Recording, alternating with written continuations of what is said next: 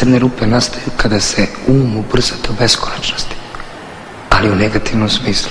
Ma nosite se 90. tužne i nesrećne. Ja neću da psujem kao Đorđe Balašević, ali da, kod nas nisu baš bile sretne te 90. Ovo su moja sećanja na te godine i moj život u staroj Jugoslaviji kojom je tada vladao Slobodan Milošević. Jugoslavija ušla u završnu fazu svoje agonije. Kada se Jugoslavija raspala? Za običan narod najvjerojatnije to bilo posle utakmice Dinamo Zvezda u Zagrebu i onog divljanja navijača i čuvenog ili nečuvenog šutiranja policajca od strane tadašnjeg reprezentativca Zvonimira Bobana. Ili je to bila utakmica Jugoslavija-Holandija još 1990. isto u Zagrebu, kada su Hrvati otvoreno navijali za Holanđane i obrtali hrvatsku zastavu na opačke kako bi izgledala isto kao holandska. Nekako je izgledalo da nema nazad posle toga. Sa druge strane, ponekad mi je izgledalo da rata ne bi ni bilo da Zvezda nije osvojila kup šampiona. Mi u Srbiji smo malo bili opijeni nekom svojom veličinom i silom. Izgledalo je da je svet konačno naš. Ne bih ulazio u prave razloge rata, oko toga se nikada nećemo složiti. Znate li zbog čega se... Ostala je legendarna izjava onog pripadnika JNA iz Slovenije koji je rekao: oni se kao odcepljuju, a mi kao ne damo. Oni kao hoće da se odcepljuju, a mi kao ne damo. U stvari mi samo hoćemo da se vratimo u Kosaru, ništa više. Nisam video te ratove iz prve ruke, čak ni iz druge. Nismo imali familiju u Hrvatskoj ili u Bosni ili na Kosovu. Bio sam tinejdžer i nisam tada baš ni razumevao šta se događa.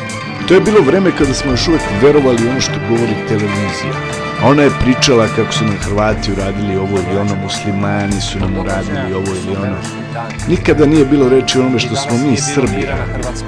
Mi smo se po onome što je TV govorio samo branili. A nije bilo baš tako. U svakom slučaju ostalo je to sećanje na pobedu nad Bayernom u Beogradu i taj čuveni gol u 90. minutu posle kojeg su počele 90. Toliku radost i ljude koji su bukvalno plakali i padali od sreće nikada više nisam video u svom životu. Ljudi su uleteli na teren, iščupali golove i mrežu, čupali su i busenje trave sa Marakane i sve su to odneli na Trg Republike. Slavilo se potpuno ludački i iskreno. A nismo još ni pobedili u Bariju. A onda je počeo rat.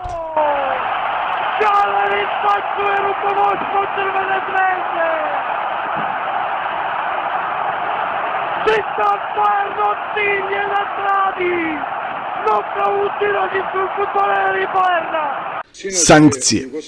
I onda su nam uveli nepravedne i ničim izazvane sankcije, kako je govorio Sloba.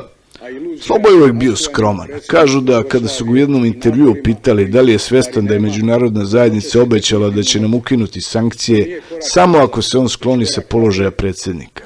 Sloba je lakonski odgovorio: ne bih sebi pridavao toliku važnost. I zemlja je polako tonula u haos. A meni je nekako postajalo jasno da se nalazim na pogrešnom mestu u pogrešno vreme. Pare u državi su polako nestajale, dobar deo je odlazio za rat, a nestajala je jedna po jedna stvar koja je skoro smatrana za normalno. Benzinske pumpe više nisu radile, a na svakom ćošku su se prodavale flaše od litar i po benzina, prošvrcovanog u zemlju ko zna kojim putem. Niko nije kupovao više od onoga što mu treba, pošto su rezervoari noću bili meta lopova, kojih je sa opštim siromašenjem bilo sve više.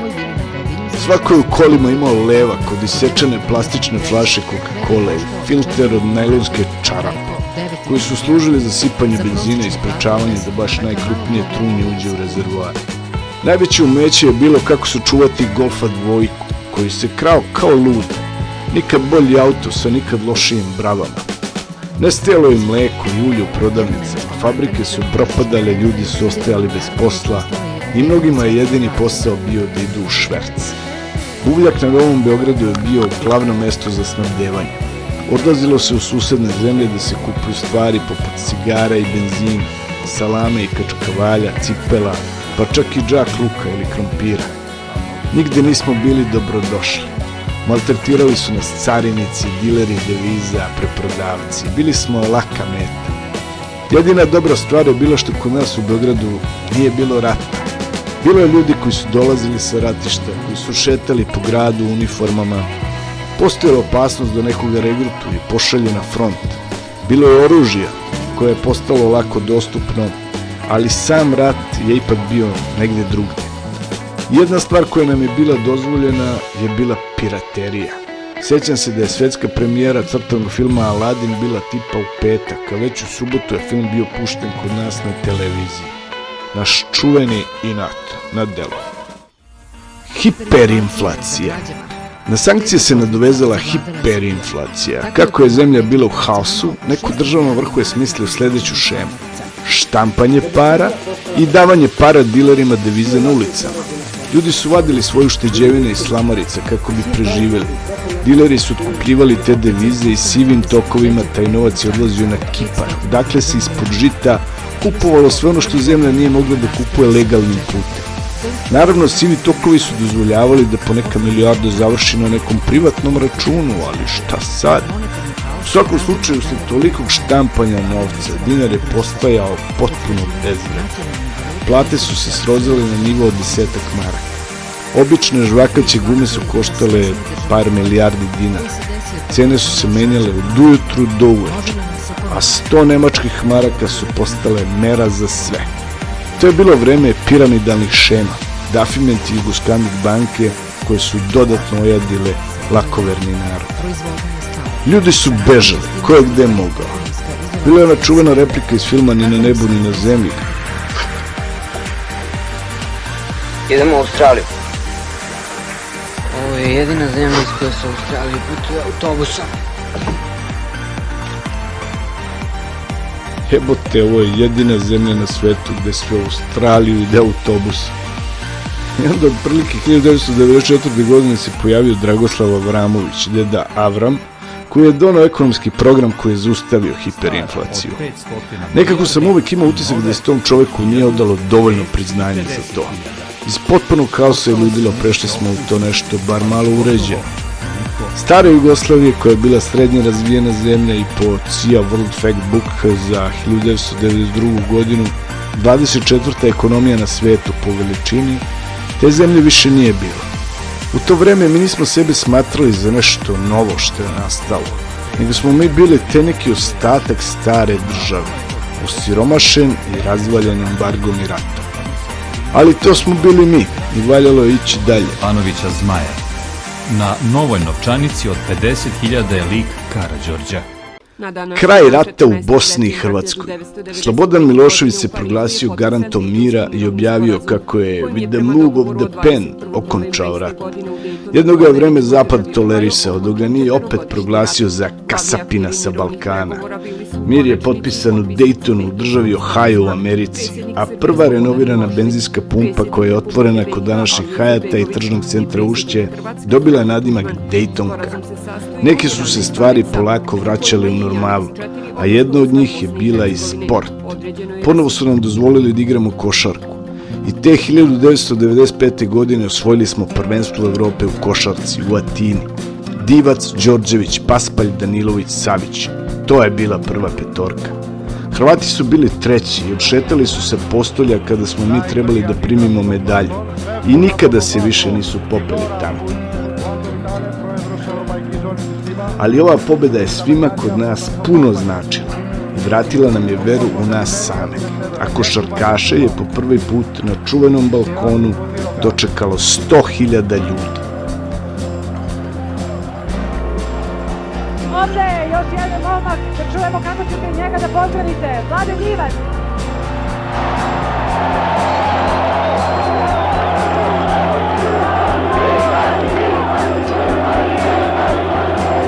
Što se tiče ratova, bilans je bio katastrofalan. Rijeka izbeglica se ponovo slila u Srbiju, a ko je završio negdje u belom svetu, to mi je možda još i najbolje bilo. Mržnja je ostala, zločini su se desili, ali se barem više nije pucalo. Svako od naroda bivše zemlje je bio za sebe i mogao je da radi šta ga je volja. Srbi i Crnogorci su tada još imali volje da budu zajedni.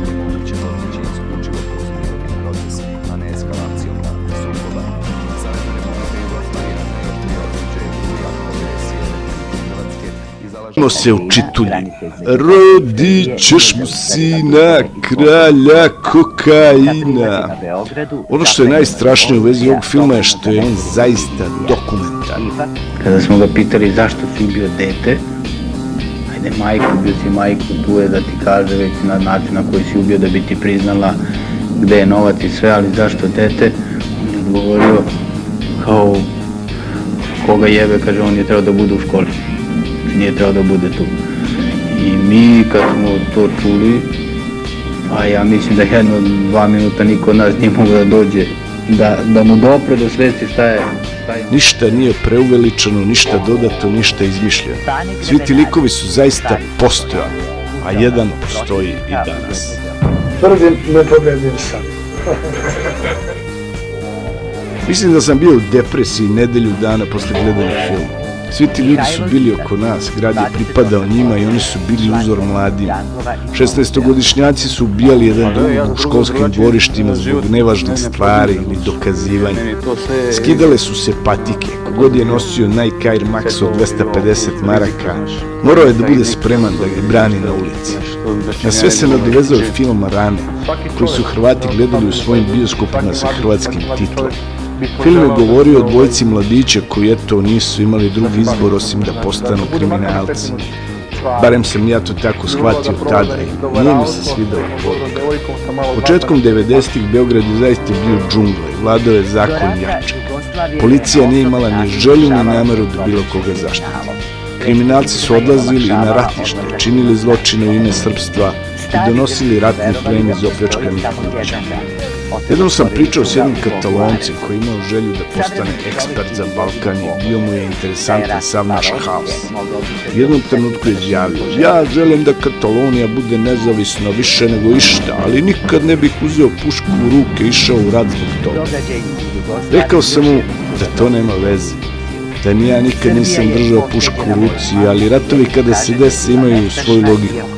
Naći će se ko će da uzme pušku u ruke i da počne da puca u ime patriotizma i u ime mene i tebe.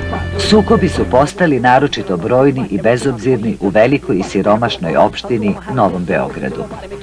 Situacija se zaoštrava iz dana u dan, da se mi razumemo, jer, kako bih ja rekao, mala bara, mnogo krokodila. Život mladih. Sjećam se da se u mojoj gimnaziji formiralo još jedno odeljenje za učenike koji su došli kao izbeglice.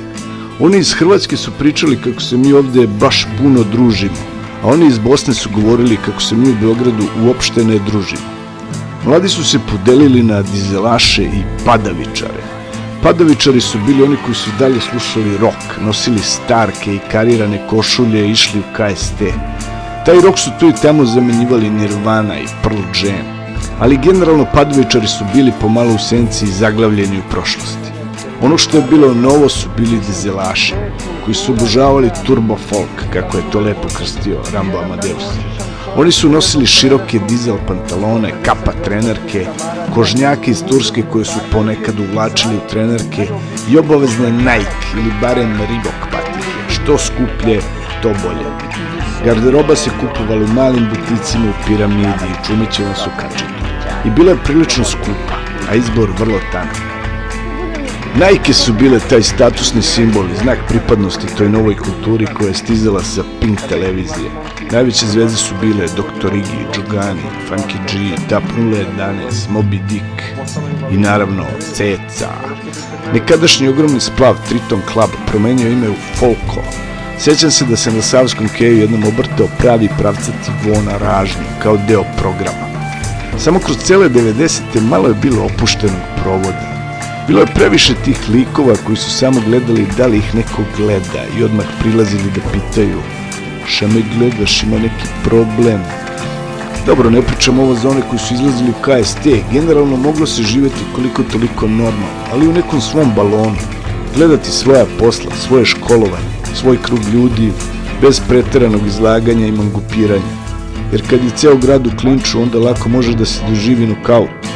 Jednom su pitali neku baku iz Sarajeva koji joj je bio najlepši period u životu, a ona je rekla za vreme austrougarske okupacije.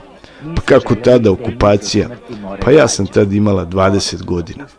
Tako bih ja valjda trebao da pričam o 90-im. ponašanje. Bog ih ubio. Tokom 1993. godine dinar je izgubio vrednost za 313 miliona odsto. Poslednji krug u Monci. Ako mi je neki film obeležio 90. onda je to film Poslednji krug u Monci. Mislim da se puštao na TV-u svake nedelje barem po jednom.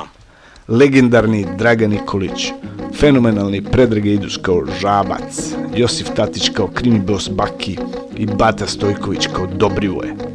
Ti krimosi iz 80-ih su nam bili skroz simpa i blagi kao kamilica, u poređenju sa onima iz Vidimo se u Čitulji. I to mi kažeš ti, Dobrivoje, što si cijelog života držao prst na orozu. Ići ću i na cev ako treba. Čuj na cev. I ako treba, ići ću i na cev, zabale me. Slušam te kako sereš, ti koji si celog života držao prst na orozu. Odjebi bre, Dobrivoje. Uvijek se smijem kad se sjetim koliko Žabac objašnjava oko pljačke kamenja od fine predratne dame. Urki ga pita kako znaš da im drži kamenje u sefu, on kaže provereno, rekao mi njen unuk. Ko živi oko gajbe? Me neki fosili. I sad se sjetim tih replika iz filma kada nam sadašnja vlast poklanja neku lovu tipa po 100 evra. Kad Urke kaže Bakiju, dobro Baki, to znači ti meni poklanjaš moju lovu. Dobro Baki. To znači ti meni poklanjaš moju lovu. Vadi te lire što imaš u džepu. Za sošku i za onu frku što si nam smestio. Daj lovu si... Putovanje u inostranstvu. Putovanje u inostranstvu su bila retka. Čak i oni koji su imali para morali su da izvedu neku foru da bi dobili vize koje su nam trebale za skoro sve zemlje. Kada bi se konačno našao negde i kada bi te stranci pitali odakle si, kada bi prvi put čuli, napravili bi neku kiselu facu, mešavinu prezira i sažaljenja. Tek kada bi te malo bolje upoznali i videli da si okej, onda više ne bi bilo mnogo bitno odakle si. Mislim, generalno ljude je baš briga odakle si. U nama u to vreme od stranaca niko nije ništa znao, osim da je bio neki rat. Poneko je čuo za Kusturicu ili Bregovića i poneko ko je boleo basket je čuo za Vlade Divica. Tada nismo imali Đokovića da im ga natrljamo na nos. Ali svaki susret sa inostranstvom tih 90-ih je bio bolno podsjećanje koliko smo propali i otišli unazad. Borba za demokratiju.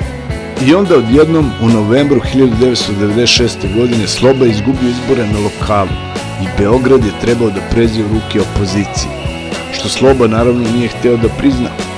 Sjećam se da smo krajem 80-ih kao klinici pričali vic, kao Rambo ulazi u skupštinu SFRJ i pita ko je ovde Sloba? Kad se ovaj kao javi, on kaže Slobo lezi, ratatatatata. Krajem 90-ih bio drugi vic, pita Sloba babu Vračaru kada će on da umre. Ona kaže, ti će da umreš na najveći srpski praznik. Pa dobro, ali kada je to? Pa kad umreš? Na 10 godina je stigao od jednog do drugog vica. U svakom slučaju grčevito se držao vlasti, a nije se stideo ni da po potrebi kraducnu na izborima ako se ukaže potreba. Ali narod je ustao zbog tih izbora i počeo je da protestuje svaki dan. Na kraju je kordon policije zaustavio protestnu šetnju u Kolarčevoj ulici i počeli su danonoćni protesti, koji su se pretvorili u najbolji provod u gradu. Kad god da dođeš, mogao si da sretneš nekog poznatog, a često si mogao i da upoznaš nekog novog. Nama je tada izgledalo kako, eto, samo da nema Slobodana Miloševića bi bili u redu. Sebe smo i dalje smatrali američkim, engleskim i francuskim saveznicima iz dva svetska rata. Nismo baš razumeli da je to zaboravljeno, nebitno, i da je nama na zapadu dodeljena nova i ne baš lepa uloga. Na kraju ovih protesta, posle mnogih šetnji, duvanja u pištaljke, bežanja od pandorskih pendreka, kontramitinga kada je Slobo izjavio čuveno Bolinija vas, konačno je Zoran Đinđić postao gradonačelnik.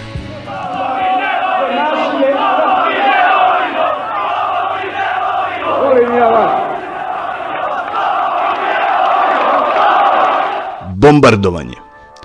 I onda taman kad je izgledalo da stvari kreću na bolje, počelo je opet da se kuva na Kosovu. Sve češće se pričalo i o bombardovanju, operaciji koju je američka vojska nazvala Milosrdni anđeo. Iako se operacija nije baš tako zvala, svakako je bila anđeo pakla za Srbe.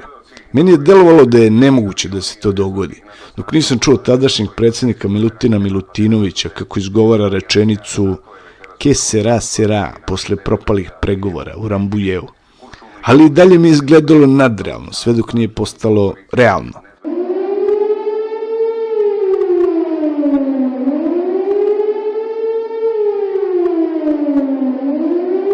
Kad su se prvi put oglasile sirene, Ćale i ja smo otvorili štok i počeli da cirkamo.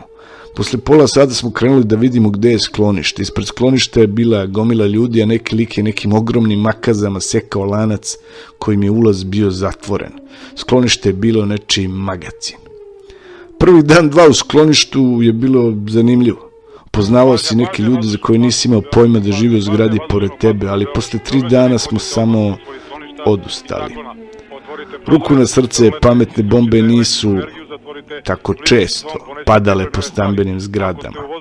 Bio sam student i nisam još služio vojni rok, tako da nisam mogao da budem pozvan u armiju. Probao sam bombardovanje igrajući video igre i preferans sa drugarima i vozeći bicikl na drugi kraj grada gde mi je živjela devojka. Borio sam se protiv bombardovanja na isti način kao protiv koronavirusa. Sedeo sam kod kuće. Nisam bio, naravno, nikakav heroj, za razliku od nekih momaka, poput onih koji su bili u uniformi, ili oni koji su oborili nevidljivi F-117A iznad Buđanovaca. Slika gde ona tetka igra na krilu srušenog aviona kao simbol naše pobede nad NATO paktom. Pobedu koju je posle 78 dana bombi Sloba Milošević i proglasio, makoliko to zvučalo bez ikakvog smisla.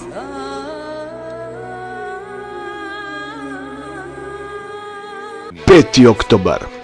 I taman kad sam po prvi put počeo da ozbiljno razmišljam kuda bih ja mogao da pobegnem iz zemlje, desio se 5. oktobar. Toga jutra kad sam shvatio da će i Ćale krenuti sa Burazerom i sa mnom na protest, pomislio sam, izgleda da će Sloba stvarno pasti.